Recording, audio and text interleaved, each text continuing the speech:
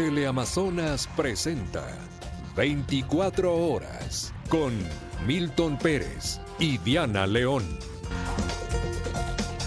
Buenas noches con todos, bienvenidos. Mañana se prevé una gran concentración de venezolanos en Quito para apoyar la visita de Edmundo González Urrutia, quien llegó esta tarde al país. El encuentro será en la Plaza Grande. Ella mismo nos da detalles en vivo desde el Suite Hotel en Quito, Lucía Clavijo. Hola, Diana. Hola, Milton, amigos, muy buenas noches. Y en otro tema, Estados Unidos y Colombia pulen sus diferencias y mañana llegan a Bogotá los primeros vuelos con colombianos deportados. Ya les ampliamos más adelante.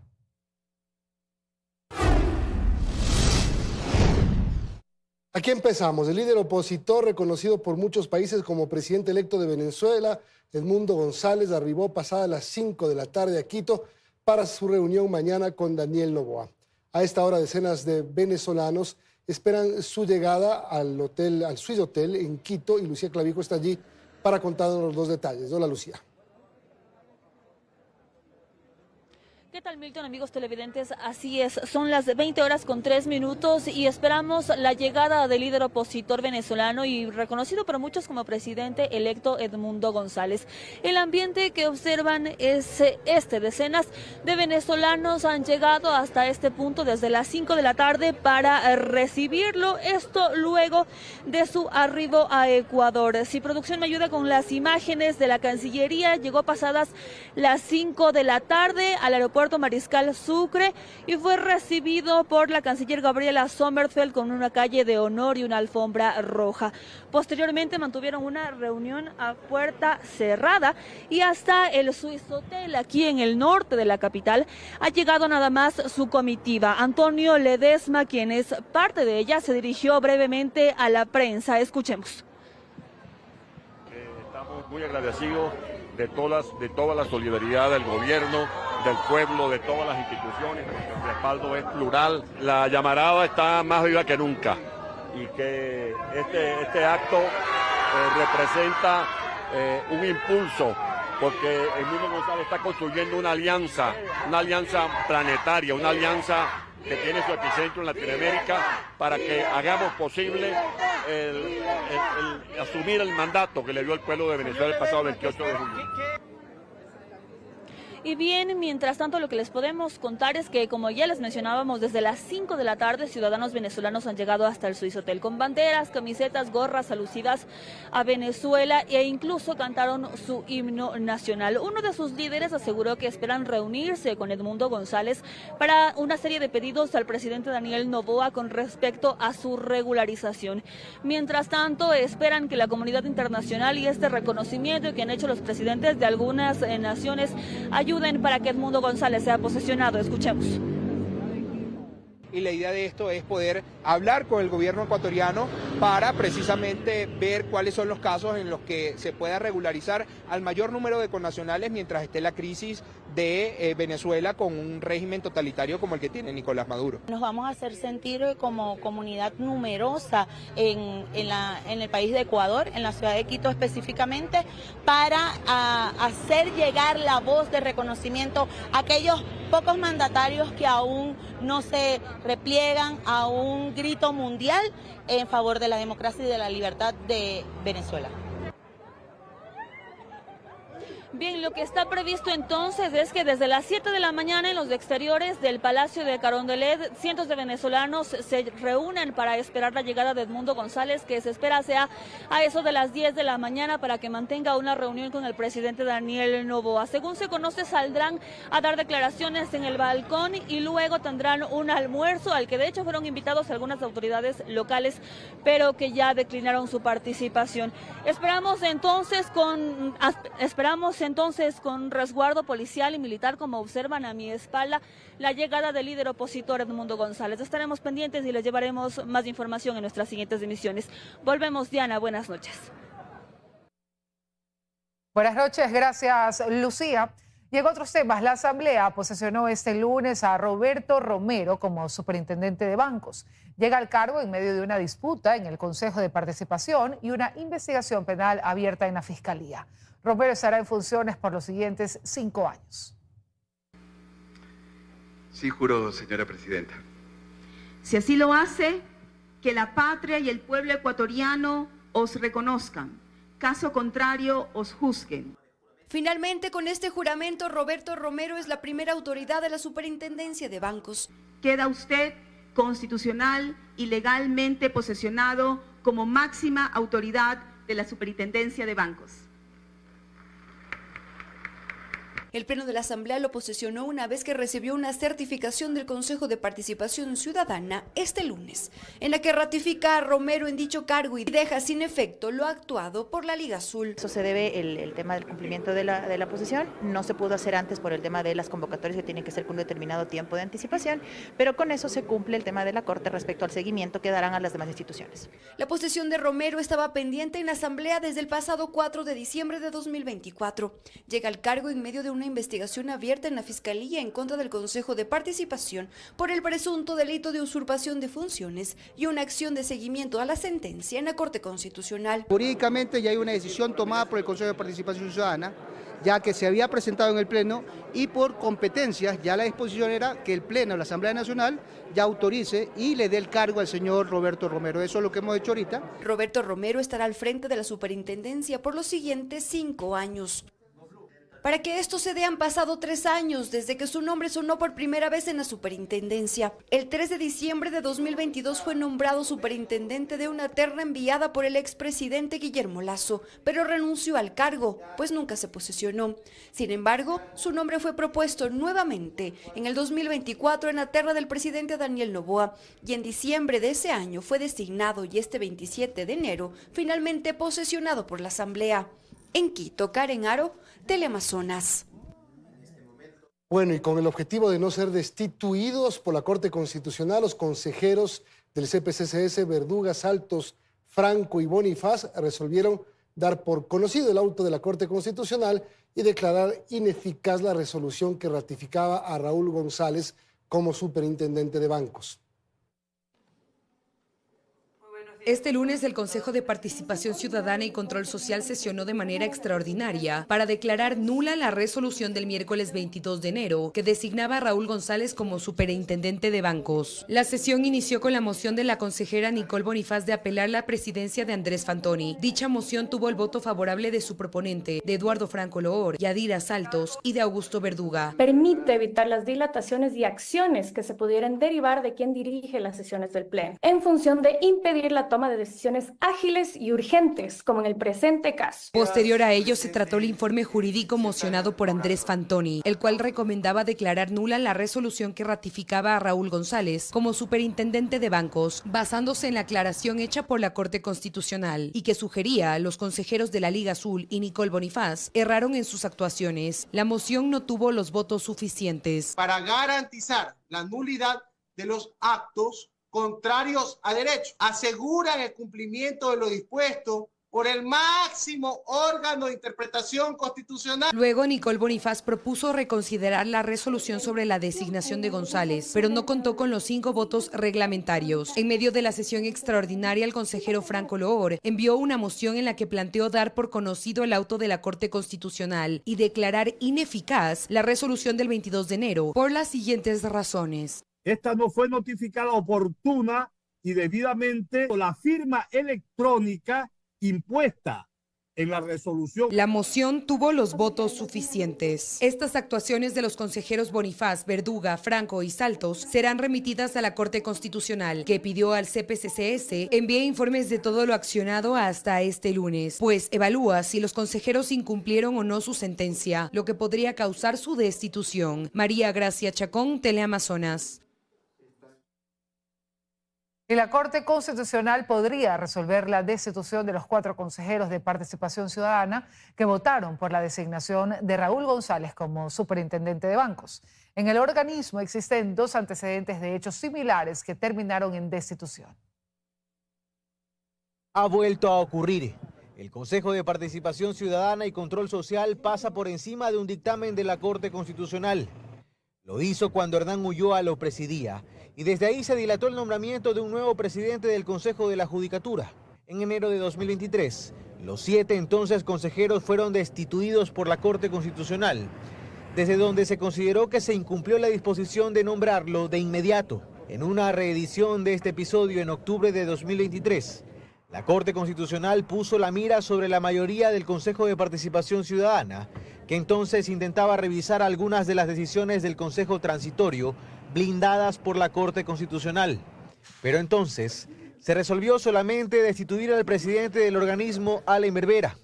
A criterio del constitucionalista Ismael Quintana, una medida a medias que pretendió aleccionar. Para todos fue incomprensible en ese momento que la Corte adopte una decisión a medias, es decir, que no haya medido con la misma vara a todos los consejeros que con su voto contribuyeron al incumplimiento de un dictamen interpretativo de la Corte. En ese entonces el juez Enrique Herrería salvó su voto concluyendo que Augusto Verduga, Yadira Saltos y Joana Verdesoto también debían ser destituidos. Una oportunidad que pudo haber sido la última, pues la llamada Liga Azul vuelve a protagonizar un episodio similar al hacer mayoría y echar abajo la designación del superintendente de bancos.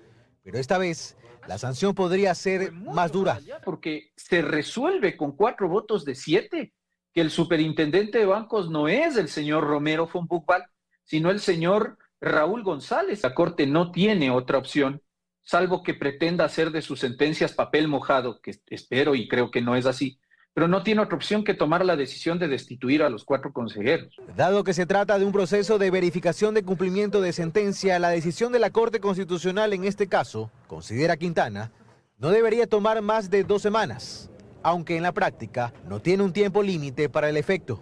Carlos Acoto, Teleamazonas. Bueno, y a propósito, el 74.5% de las remesas que llegan al Ecuador provienen de migrantes que viven en los Estados Unidos. Con las medidas migratorias de Donald Trump, estas podrían reducirse en un 30% y generar una caída del consumo interno, según explica un economista. Las remesas de los migrantes fueron uno de los principales ingresos que recibió el Ecuador durante el 2024. Las cifras del Banco Central detallan que de enero a septiembre el país obtuvo por este concepto 4.753,3 millones de dólares, en promedio 528 millones cada mes, por lo que se estima que el año cerró con la cifra récord de 6.300 millones. El 74,5% de ese monto llegó desde Estados Unidos, principalmente de ciudades como Nueva York, Nueva Jersey y Chicago. En promedio, los ecuatorianos enviaron mensualmente $323 y las 4 provincias que concentran el 70% de esos ingresos son Guayas, Azuay, Pichincha y Cañar. Sin embargo, esa realidad podría cambiar en este año, pues las medidas migratorias del presidente Donald Trump podrían provocar, según el exministro de Economía Carlos de la Torre, una reducción del 30% de esas remesas. No sabemos exactamente cuántos de nuestros migrantes que envían remesas estarían no regularizados en Estados Unidos, pero ha de ser una parte muy importante de los migrantes que están en el exterior. Y esto puede tener un impacto importante en el consumo interno de la economía nacional, que se ha visto ya afectado, y esto podría de alguna manera inclusive incidir todavía más en el problema de la recesión económica que vive el país. Desde la Corporación de Estudios para el Desarrollo, Cordes, estiman que las remesas no caerán en picada. Las personas que quieren entrar ahora a ese país tengan mayores dificultades y por lo tanto las remesas dejen de crecer, pero no necesariamente vuelvan a caer a niveles similares a los que teníamos hace 3 o 4 años. Pero sí ven otras complicaciones en la economía ecuatoriana. Lo que el Estado tiene que hacer es finalmente buscar que los ecuatorianos tengan oportunidades laborales en el país y no se vean obligados a migrar al exterior, pero obviamente eso no implica que el Estado sea el que genere los puestos de trabajo, sino el que genere o mejore las condiciones para que la inversión privada llegue al país, no solo la nacional, sino también la extranjera. Precisamente la última encuesta publicada por el INEC este lunes demuestra que un 58% de trabajadores está en el sector informal y apenas un 33% tiene un trabajo adecuado. Belén Merizalde, Teleamazonas.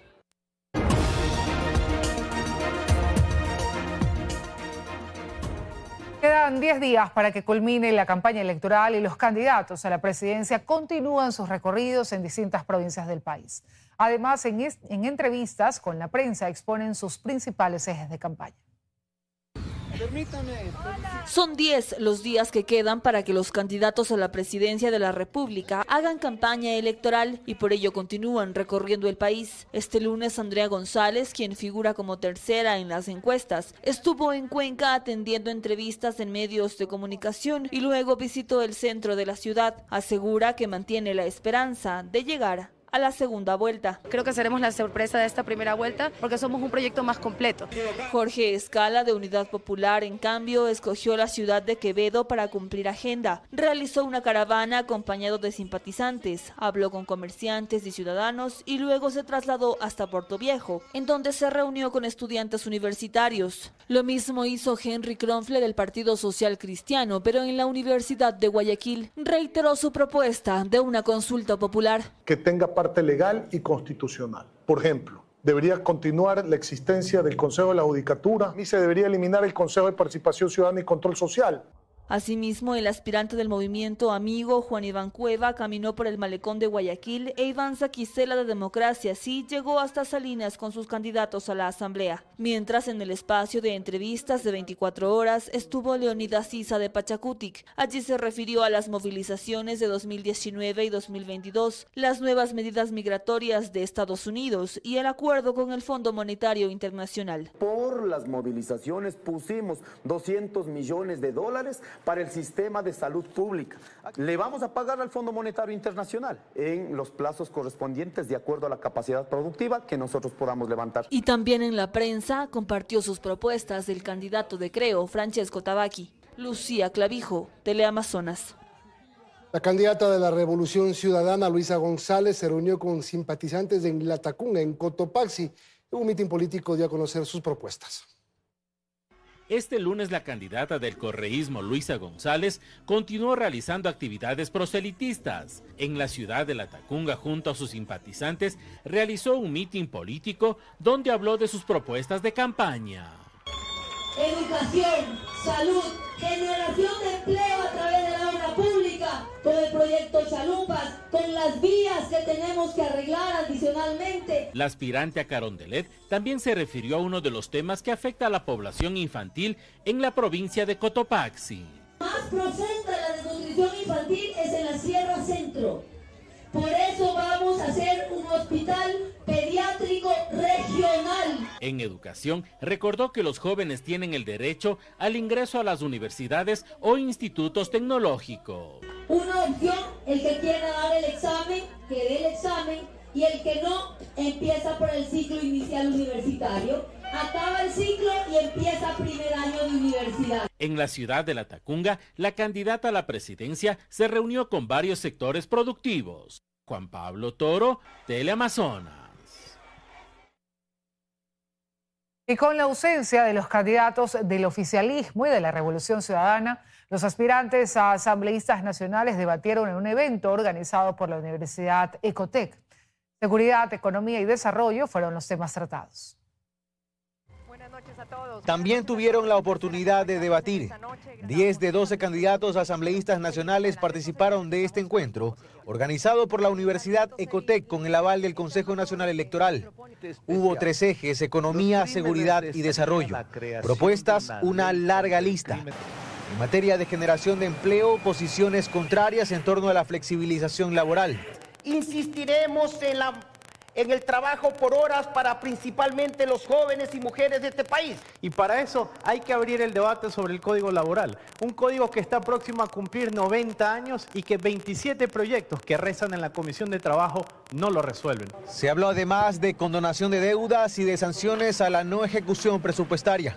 Es una reforma al Código Integral Penal en la que se incorpora como delito contra la eficiencia administrativa la no ejecución presupuestaria. No se les puede premiar a los empresarios morosos. Hay que castigarles y hay que beneficiar a los pequeños deudores. En seguridad, sobre la mesa, mano dura, pero también reparación a víctimas y educación. Vamos a trabajar por un plan de reinserción escolar para que nuestros niños dejen de ser reclutados por el narcotráfico y vuelvan a las aulas. Vamos a promover la Ley General de Víctimas, Ley Malvinas, para garantizar reparación, dignidad y mecanismos de no repetición. Aunque las funciones de un asambleísta son legislar y fiscalizar, los candidatos a la asamblea replicaron las propuestas de sus presidenciables. Ni el correísmo ni el oficialismo acudieron. La asistencia no era obligatoria. Carlos Acoto, Teleamazonas. Y luego de haber cumplido con una nueva licencia, el presidente Daniel Noboa mantuvo un diálogo con el sector ganadero en Durán, donde destacó la importancia de fortalecer la economía rural. Además, informó que está prevista una gira por al menos 4 países para afianzar acuerdos.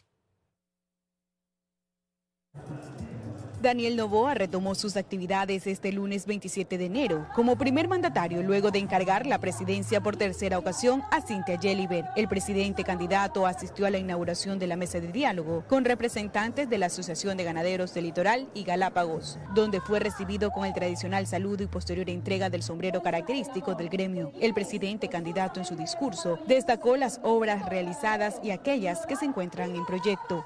Uno es el mejoramiento de la genética nacional. En Manabí, en Chone, escogimos un lugar específico para tener un centro, un laboratorio, un centro de mejora genética. Vamos a trabajar en paralelo con los porcicultores.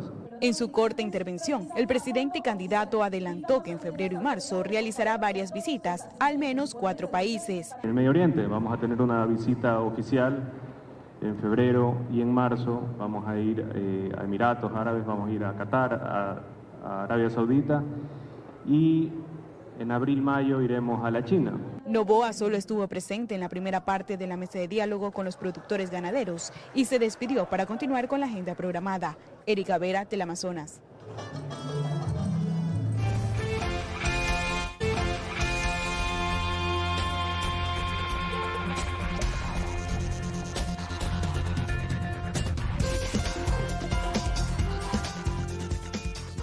Este lunes en la Asamblea empieza el trámite del proyecto de ley económico urgente para la mujer emprendedora enviado por el presidente Daniel Noboa.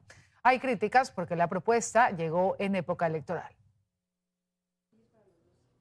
La Comisión de Participación Ciudadana es una de las 7 mesas legislativas que está trabajando tras el regreso del receso. El Pleno de la Asamblea le encargó este domingo el tratamiento del proyecto de ley económico urgente que envió el presidente de la República, el que busca crear líneas de crédito para mujeres emprendedoras.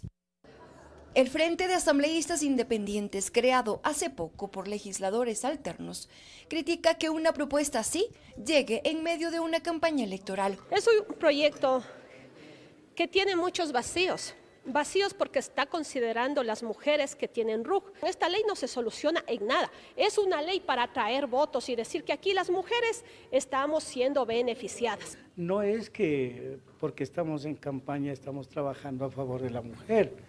Siempre se lo ha estado haciendo. El proyecto de ley para impulsar la economía de las mujeres emprendedoras del Ecuador tiene solo 9 artículos. Propone que la banca pública y privada cree líneas de crédito bajo condiciones especiales para este sector. Desde la bancada de gobierno defiende la intención del Ejecutivo. Pero se aprobó en una forma un poco ambigua porque debía ir a la Comisión de Trabajo y no a la Comisión de Transparencia. Entre los documentos que sustentan este proyecto, el presidente envió un escrito del Ministerio de Finanzas y argumenta que la pandemia por COVID-19 y la crisis energética ha golpeado en mayor medida a las mujeres. Las mujeres que están en la agricultura, las mujeres que están con mínimos emprendimientos porque no tienen capital. Pero ¿quién está pensando en ellas? 2 disposiciones generales y 4 transitorias, además de 5 disposiciones reformatorias, es lo que contiene este proyecto de ley, para el cual la Asamblea tiene 30 días para tramitarlo. En Quito, Karen Aro, Teleamazonas. Tras una persecución y enfrentamiento, la policía frustró un secuestro sobre la vía La Costa en Guayaquil. 2 delincuentes fueron capturados y su víctima liberada.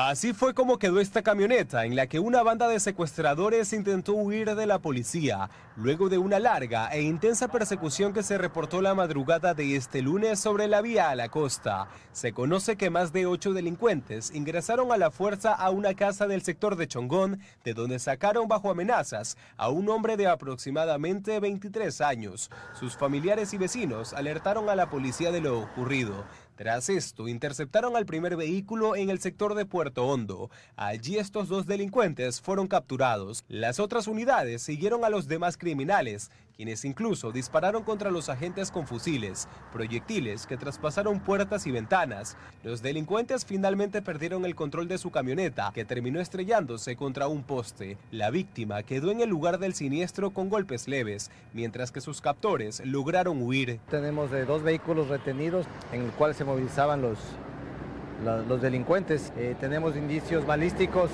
hay cruce de fuego con las unidades policiales. Tenemos unidades accidentadas de la policía. A estos 2 delincuentes capturados se les halló un fusil, una pistola, al igual que municiones. Realizando el cotejamiento de videos, de evidencias para relacionar a ciertas personas que podrían estar involucradas.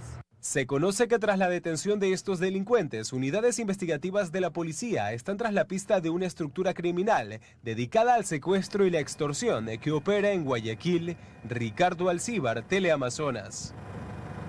En lo que va del año se registran más de 50 secuestros a escala nacional, es decir, un promedio de 2 víctimas por día. Guayaquil es la ciudad más afectada por este delito. Somos la Policía Nacional, este momento se encuentra libre, está bien, vamos a llevar con su familia. Acostado en el piso temblando, atado de pies y manos y con la boca tapada con una franela roja. Así encontraron a una de las últimas víctimas de secuestro en el país. Este adulto mayor de 76 años, secuestrado en el sur del puerto principal por un grupo delictivo que exigía $100.000 para no acabar con su vida. Estas imágenes muestran el accionar de los agentes de la UNACE, junto a los comandos del grupo G3, rescatando al adulto mayor que vivió el horror de estar en manos de bandas criminales. Y es que la zona 8, que comprende Durán, Guayaquil y San Borondón, es uno de los puntos más golpeados por los grupos dedicados a este delito.